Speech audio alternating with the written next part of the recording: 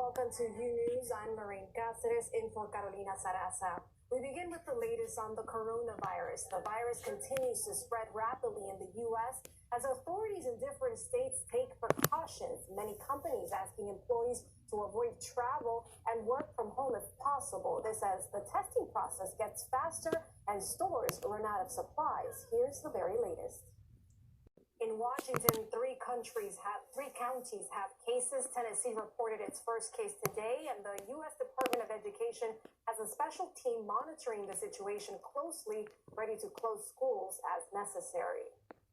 The Coast Guard will be flying novel coronavirus testing kits to the Grand Princess cruise ship being held off.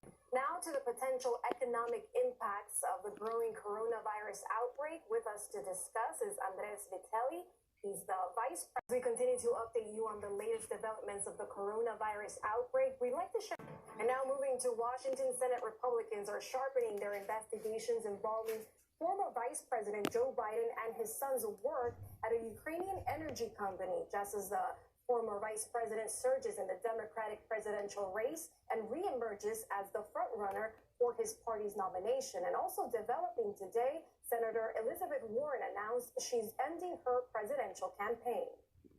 Doesn't endorse Sanders or Biden, but she did speak with both candidates on Wednesday. She is said to be assessing who would best uphold her agenda. So far, she has said she will not make any announcement today because she wants more time to think about it. Lorraine, now back to you.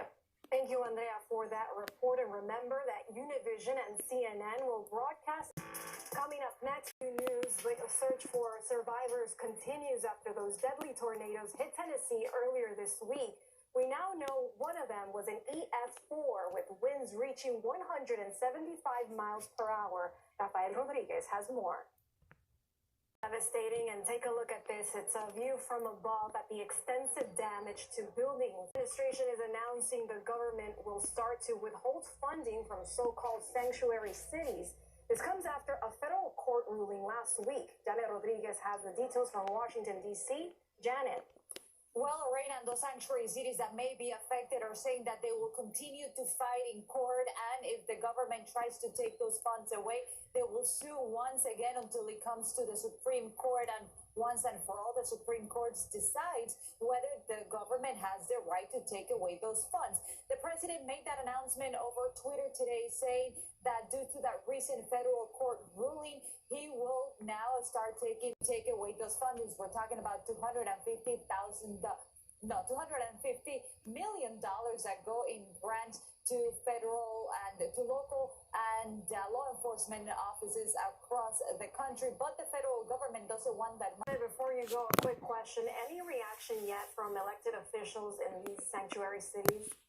Well, what we're hearing from, like I said, Attorney General Becerra there in California saying that he will follow the law and not the president's tweets. We're also hearing here in Congress from some members of those communities saying that the government and the president, the White House, is mistaken by taking away this money. If he takes away this money, it only goes to unprotect and not protect the agents who are there, the local agents in D.C.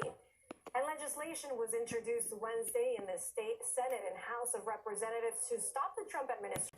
And a war veteran who was deported more than 20 years ago for a misdemeanor crime has returned to the U.S.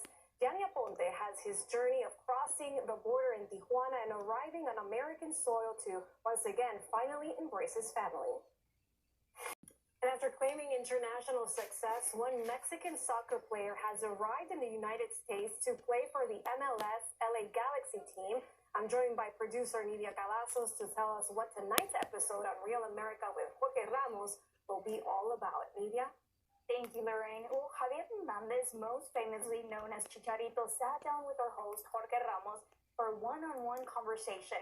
He's one of Mexico's biggest superstars, and over the years, one of the most prolific strikers in the international game.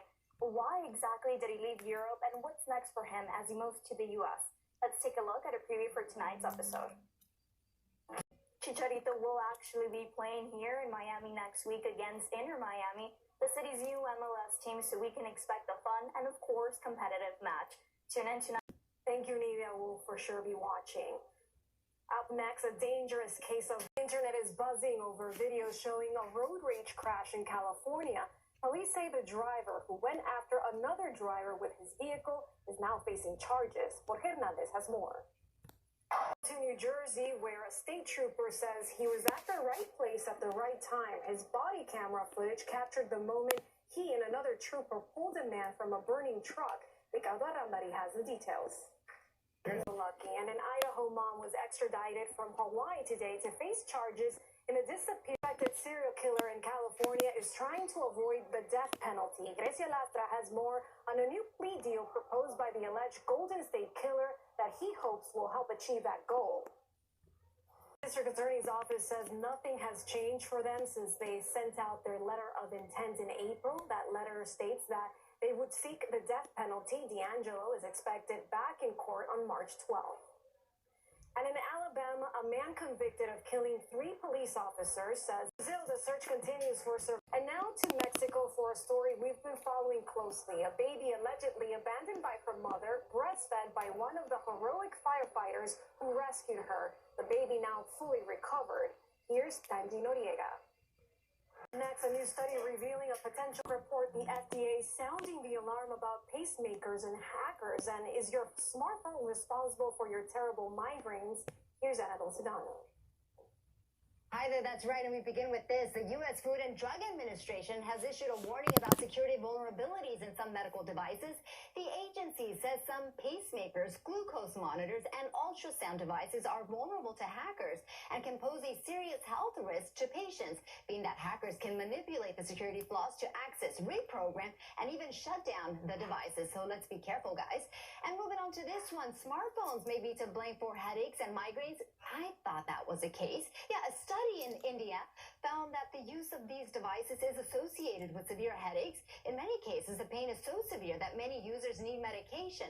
But according to experts, that medication is not as effective as in those who do not use smartphones.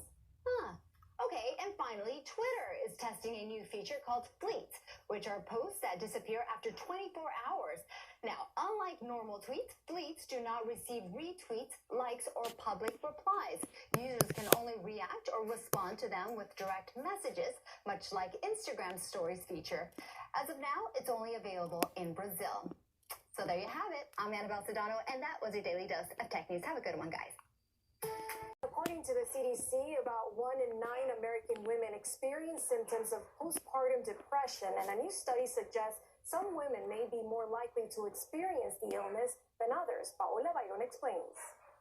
When we come back, welcome back to News. Alex Trebek's emotional and inspiring message 1 year after his pancreatic cancer diagnosis, talking about what's helping him move forward as he keeps beating the odds. Mariti Marungi has more on his progress. All the good vibes of healing for Alex Trebek. And now to the big news today. Katy Perry is pregnant. The singer reveals her baby bump. Very exciting, 2 of my favorites together. I can't wait. And that's all the time we have for the second hour of News this Thursday. Thank you for watching. Please join us tomorrow. We'll have a lot more headlines. I'm Lorraine Caceres in for Carolina Sarasa. We wish you a good rest of the day and a good night. See you guys tomorrow.